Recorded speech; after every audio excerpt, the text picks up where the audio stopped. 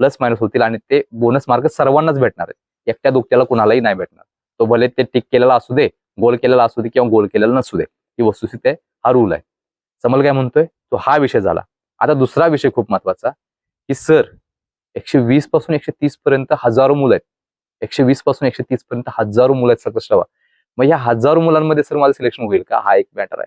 आता जे मला फॉलो करतात, जे आपल्याला चॅनलला फॉलो करतात, आपले मार्गदर्शन बघतात, त्यांना विनंती करतोय की काही मुलांना मी रिप्लाय अशा पद्धतीने देते की तू निकालाच्या जवळ आहेस, निकालाच्या जवळ म्हणजे 2 ते 3 मार्कांनी पुढे मागं हा विषय होणार, लक्षात ठेवायचा.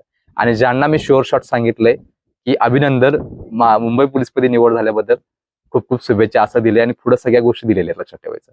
त्यांनी लक्षात ठेवायचं गुलाल हा आणूनच ठेवायचा. हा झाला आपल्या विद्यार्थ्यांवरती गुरुचा असणारा विश्वास, त्याच्या यशावरती असणारा विश्वास, लक्षात ठेवायचं.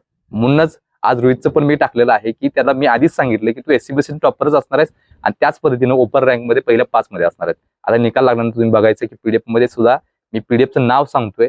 रोहितचा एक विषय होता माझ्यासोबत बोलत असताना किंवा पाठीमागं असताना, हा माझा जुना विद्यार्थी आहे, 2021 पासून तो माझ्यासोबत आहे. अतिशय प्रामाणिक, आणि अतिशय प्रामाणिक म्हणण्यापेक्षा जिद्द चिकाटी सगळ्या गोष्टी त्याच्याकडे होत्या आणि त्यामुळे हे यश नांदलेलं, लक्षात ठेवा. पाठीमागं तो वेटिंगला होता, खूप मानसिक त्रास झालेला होता आणि महाराष्ट्रातल्या वेटिंगच्या मुलांना मी पूर्ण महाराष्ट्रामध्ये 6 ते 7 महिने कंटिन्यू घेऊन फिरत होतो. आज ह्याला भेट, उद्या त्याला भेट, आज ऍडिशनल सीपीला भेट, IPS ला भेट, ह्यांना भेट, मग नंतर जे 2021 चे जे प्रमुख होते पोलीस भरती महाराष्ट्र मुंबई पोलीसचे, त्यांना भेटलो, किती वेळा तर मिटिंग झाल्या, आमदार खासदारासोबत एवढ्या मिटिंग